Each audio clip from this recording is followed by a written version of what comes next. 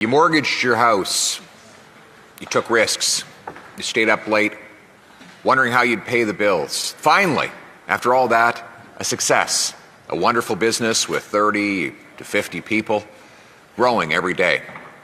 And suddenly the phone rings. On the other end of the line, someone is threatening that if you don't pay millions of dollars to a gang, your house will be burned down, your children's bedroom will be shot up in the middle of the night, or your employees may be killed. Sounds like an extreme case, but now it has become the norm. Radical open door and open border policies by Liberals have allowed gangsters to visit this country, gaining visitor visas granted them without any criminal background checks.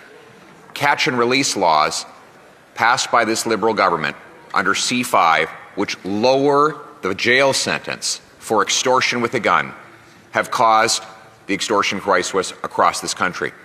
To put it in perspective, since this Liberal government took office, extortion is up 330%. In British Columbia, it's up 400%.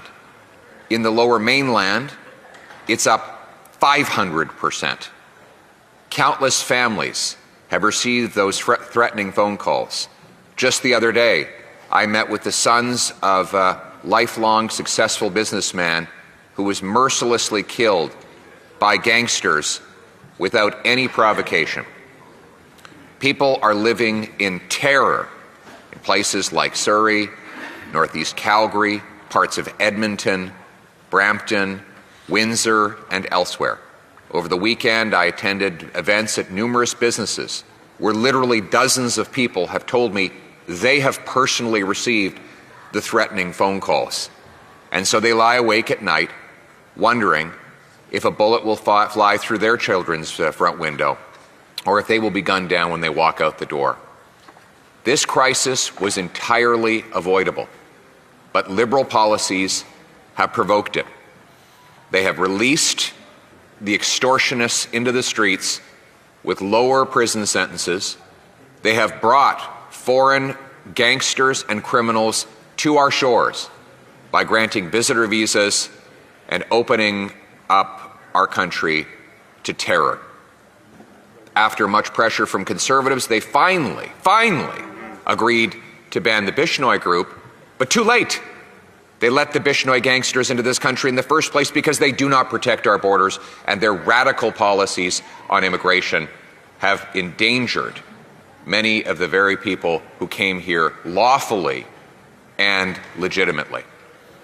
Mr. Speaker, if you look at these facts and you look at the numbers, you have no choice but to conclude that we have a Liberal extortion emergency in this country, that people are living in terror.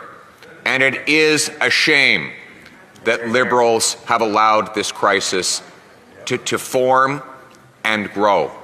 It is a shame that the very communities who have vested support in the Liberal Party are now the ones who are paying the biggest price for the violence and carnage that Liberal policies now unleash.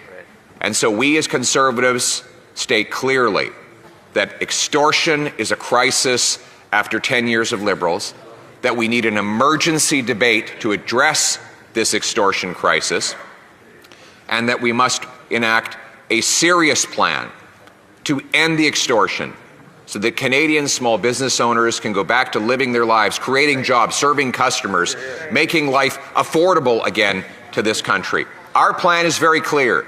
Mandatory jail time to lock up and throw away the key for extortionists. Stronger borders to keep and kick extortionists out of our country.